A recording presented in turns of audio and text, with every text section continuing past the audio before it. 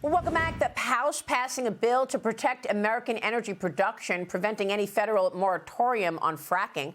This in an attempt to reverse former President Biden's war on energy. Joining me now is the author of the bill, Texas Congressman and Chairman of the Republican Study Committee, August Pfluger.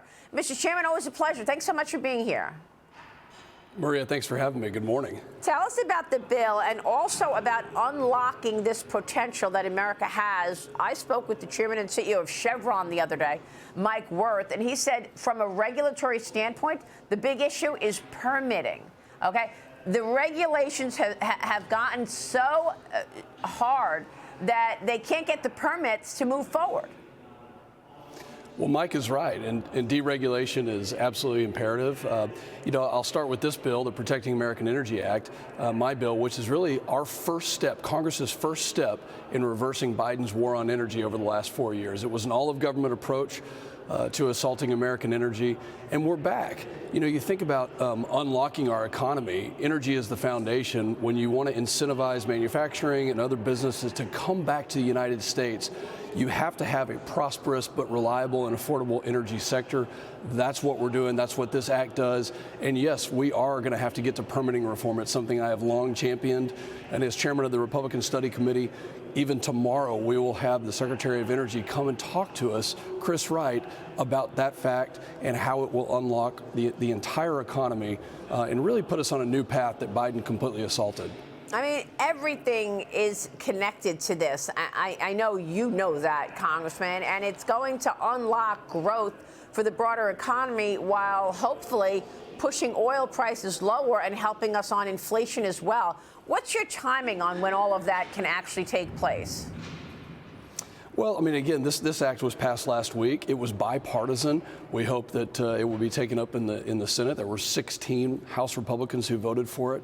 And then as we look at reconciliation, a large piece of reconciliation is energy. It is making sure that we have the lease sales on federal lands and offshore. It's making sure that we do the deregulation. And there's a huge economic growth factor to deregulation. I heard in an earlier segment that you were talking about this very subject. And we believe that by doing that, businesses will have an easier time to grow, to recapitalize, and to make things in America. This is what the America First agenda sounds like. It's producing energy here, not in Iran or Russia.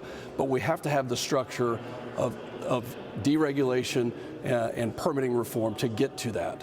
Yeah, and so that permitting reform comes from what? President Trump's executive order, or when your bill passes into law? Well, it's a little bit of both. I mean, he's setting the example by the executive orders that he's already signed.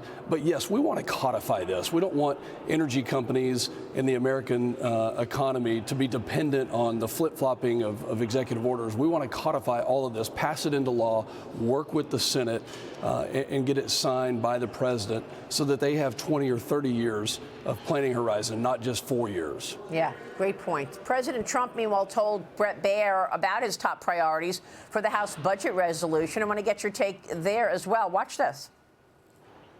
So you think the process doesn't matter? Eventually you're going to get there one way or another? I believe we are. I can't imagine the Democrats don't want to take care of the debt ceiling, because that could be an explosion, the likes of which we've never seen. And I just don't think that's going to happen. I think it's very important that we do the tax bill, and I can't see the Democrats giving people the largest tax increase in history. So we have to extend it and I think make it better, make it even more productive. We can do things that we did even better than we did during the Trump tax breaks. And you want to raise defense spending? We want to raise defense spending. I think we have to have it.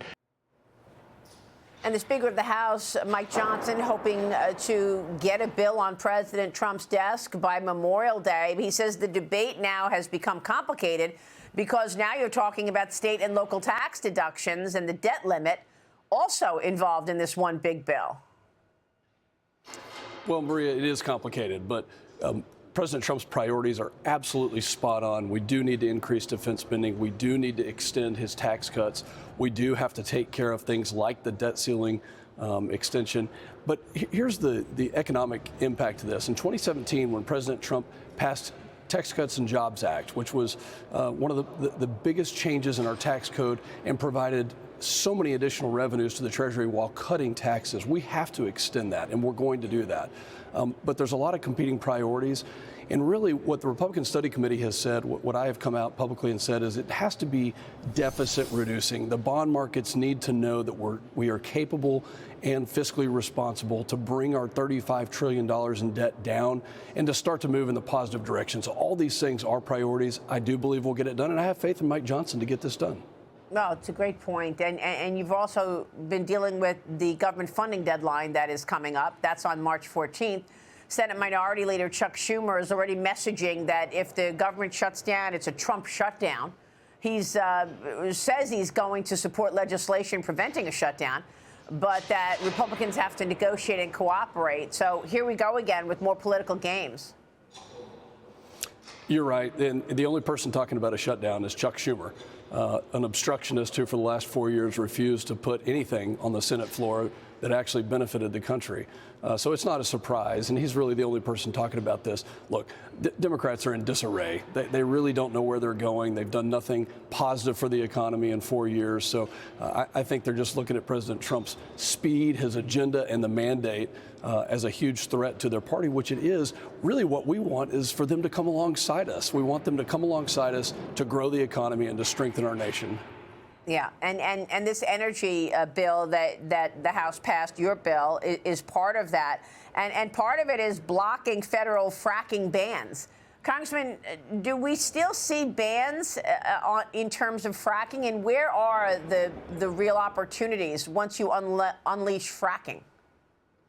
Well, we do, and I'll tell you, they've threatened this. They took a whole of government approach, every tool and weapon they could use. So my bill is very simple. It says that no future president can place a moratorium or a ban on fracking, wow. Which means that now energy companies don't have just 4 years, they have many years once this is codified and put into law, and it will allow us to have a prosperous economy once again. Great stuff. Congressman, we're watching your work. We so appreciate your time this morning. Thank you, sir. Thank you, Maria.